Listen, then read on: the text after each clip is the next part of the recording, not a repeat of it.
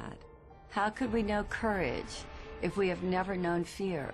How could we know happiness if we never knew sadness?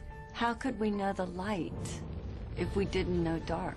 All of life is based on the coexistence of these pairs of opposites. Our shadow is forever hiding from itself. Rather than confront our own darkness, we project these unwanted qualities onto others. When we are projecting our shadow selves, it sounds like this. She's so self-centered. He's so full of himself. These people are idiots. What a loser. Afraid of our own unworthiness and simultaneously afraid of our own greatness, we unconsciously transfer these qualities onto another rather than owning them ourselves. Those we project on own pieces of our unclaimed darkness as well as pieces of our unclaimed light.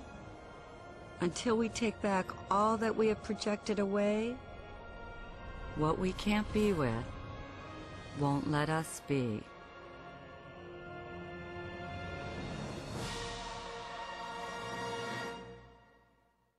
One of the most frequently asked questions I get is, how do you know if you're projecting?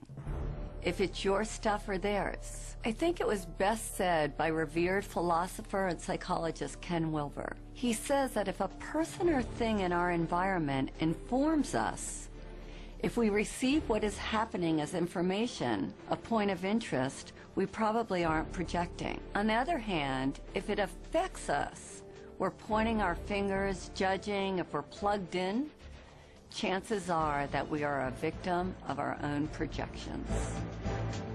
Think of someone from your own life who disgusts, annoys, or repulses you, and think of the qualities about them that you most hate. Now imagine this person standing right in front of you, and I want you to put your hand out, point your finger at them, and say, "You're an idiot," or "You're a know-it-all," or "You're selfish." Now stop where you are. Keep your finger pointing at them, and now notice that one finger is pointing at them, and where are the other 3 fingers pointing? Back at you. This is the phenomenon of projection. Instead of acknowledging the qualities within us that we dislike, we project them onto someone else. We project them onto our mothers, our kids, our friends, or even better, some famous public figure who we have never even met. If I asked each of you what you love about these people, you would each have a different response. The people that you hate also represent some aspect of yourself that you don't own. Notice what you think and feel as you look at each of these people.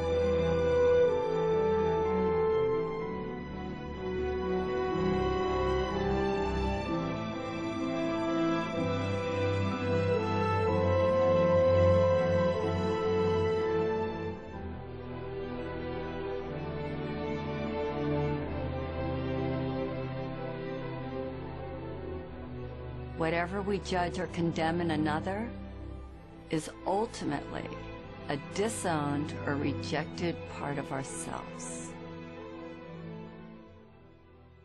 I was watching the events of 9/11 on TV with a friend of mine, and after that we were driving down the street. I turned to my friend and I said, "You know, from now on, the Arabs are going to be the new blacks. They're going to get the brunt of a lot of projections that blacks have carried in this culture for a long time." Now, a lot of times, blacks react. We react to those projections, and we project back. And that creates a vicious cycle, and the ego consciousness just responds the way it should, really, because it's designed to respond as a survival mechanism. That's what the ego is all about, to help us survive. But it's mechanical, it's reactive. When an aggressive, negative energy is directed at us, the ego immediately wants to defend and react. Of course, when you react to a projection, you become that projection. And I didn't want to become an angry black man. That doesn't mean that I don't get angry. I certainly can and do get angry, but I express it and let it go. There's an old Sufi story about a philosopher who made an appointment to debate with a Sufi wisdom teacher named Nasruddin. When the philosopher arrived at his appointment, he found Nasruddin away from his home. Infuriated, the philosopher picked up a piece of chalk and wrote "stupid oaf" on Nasruddin's gate. When Nasruddin got home and saw this, he rushed right over to the philosopher's house.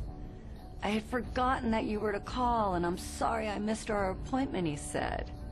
"But I remembered it the minute I saw that you had written your name on my gate." The great Swiss psychologist Carl Jung, who coined the word shadow and shadow work, said, "That is the shadow, the person we'd rather not be." Rush Limbaugh hated drug addicts, and then it was revealed that he was one himself. Reverend Ted Haggard railed against homosexuals and was later caught in a drug and male prostitute scandal. A powerful example of projection at play is that of the ex-governor of New York, Eliot Spitzer. As a public official, Spitzer worked tirelessly to rid the streets of prostitution rings. Ultimately, he wound up getting busted for having a relationship with a call girl, which ruined his reputation and his political future. If we look at this through the eyes of the shadow, I would suggest that sometime long ago, probably as a young man, he had the impulse to sleep with a hooker. Since this wasn't politically or socially acceptable, he buried this impulse deep inside, only to be brought down by this very unconscious urge. It's fascinating to see that he tried to destroy the temptation in the outer world because unconsciously he knew that the real danger lurked in his inner world. This is why we want to deal with the shadow. Rather than trying to convince you that you're not all those negative things and encouraging you to think a good thought, shadow work urges you to get in there and to be with what you are resisting, because what you resist will persist. If you don't deal with your shadow, it will deal with you.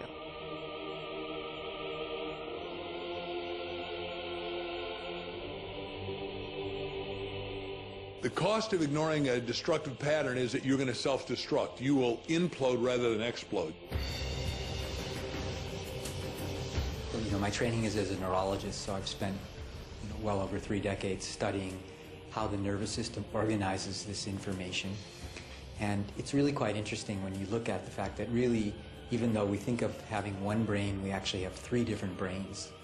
We have this very primitive brain, which some people call the reptilian brain. And if you look at a reptile or look at a crocodile, it really just has 2 responses, on or off. So if you ever watched a crocodile try and eat a wildebeest, it seems to be very quiet and suddenly explodes, and then it goes back into its quiet state. So that response is really a very basic survival response. But the mammalian brain, which is sometimes known as the limbic brain, has created a modulating effect on that reptilian brain. So the limbic system has brought into this very primitive on-off response gradations, meaning you can be a little bit on, significantly on, really on. But then on top of that mammalian brain, really just for the last couple 100,000 years, we've evolved this human brain, which is called the neocortex, neo meaning new cortex, new covering of the brain. And that actually allows us for the first time in evolutionary history to decide whether or not we want to react at all. If we look at brain scans, we can actually see in a traumatized brain this part of the brain kind of shutting down, becoming dark. The part of the brain that is associated with